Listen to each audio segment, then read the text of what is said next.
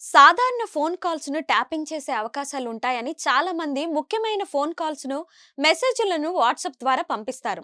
End to end encryption feature ఉండటమే దీనికి కారణం.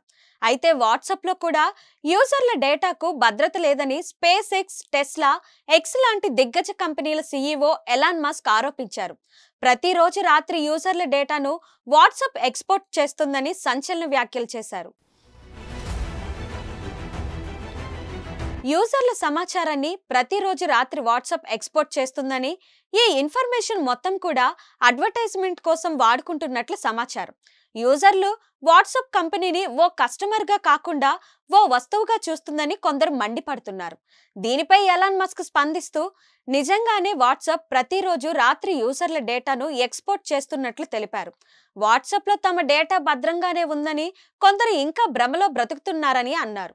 అయితే మస్క్ వ్యాఖ్యలపై అటు వాట్సాప్ కానీ, దాని పేరెంట్ కంపెనీ అయిన మెటా కానీ ఇంకా స్పందించలేదు. దీంతో వాట్సాప్ యూజర్లు మస్క్ మాటలే నిజమని కంగారు పడుతున్నారు.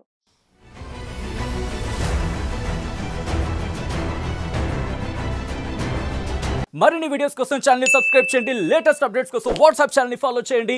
అండ్ లింక్ డిస్క్రిప్షన్ లో ఉంది.